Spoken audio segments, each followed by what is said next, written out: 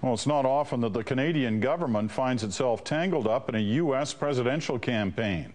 But when a report last week suggested Barack Obama's campaign called Canadian officials to tell them not to take their candidate's anti-NAFTA rhetoric seriously, it caused a stir and a series of denials on both sides of the border. That report turned out not to be entirely accurate, but as Neil MacDonald reports, that hasn't stopped it from having a major impact. On the eve of a crucial vote, Barack Obama has a Canadian problem, and it won't go away. Nobody reached out to the Canadians to try to reassure them of anything. And so there's nothing more there. In fact, it's a lot more than nothing. What began as a political leak has now escalated into a nasty fight between the government of Canada and a man who may be the next president of the United States. The Canadian embassy here is mortified. The Obama campaign is enraged, and Ottawa is now trying to repair the damage.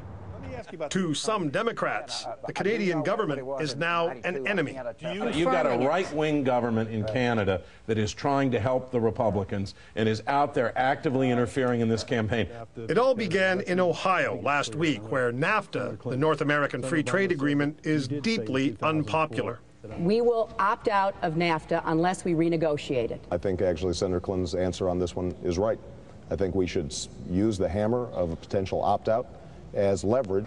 In official Ottawa, though, some people thought they detected hypocrisy in those remarks.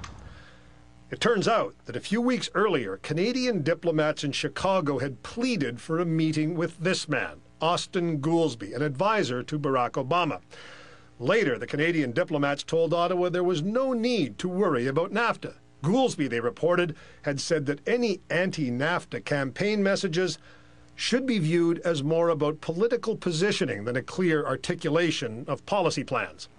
After the Ohio debate, though, sources suggest someone in Stephen Harper's government decided to leak their own version of Obama's views.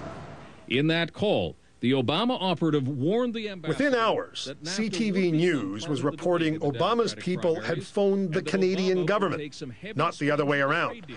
The report also said, incorrectly, that an Obama operative had directly warned Michael Wilson, the Canadian ambassador in Washington, telling him not to take Obama's NAFTA rhetoric seriously.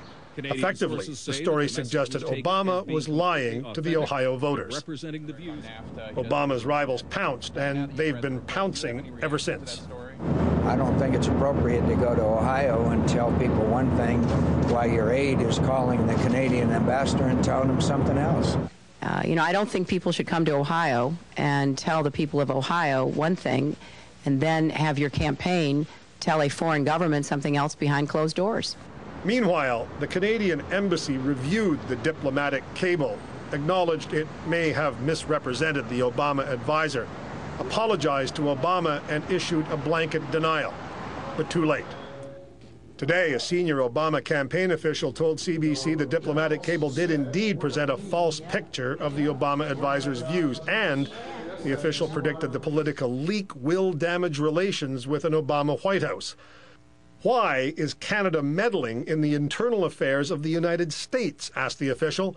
To provide such a false account at this juncture on the eve of a crucial election is not an accident, and it is really, really stupid. Privately, some Canadian officials agree with that. This afternoon in Ottawa, the Foreign Affairs Ministry issued a new statement, this one saying that none of their diplomats ever meant to suggest in any way that Barack Obama says one thing in public and something else in private. Stephen Harper, meanwhile, said he's confident Canada will be able to work with whomever wins the election here this fall. Neil MacDonald, CBC News, Washington.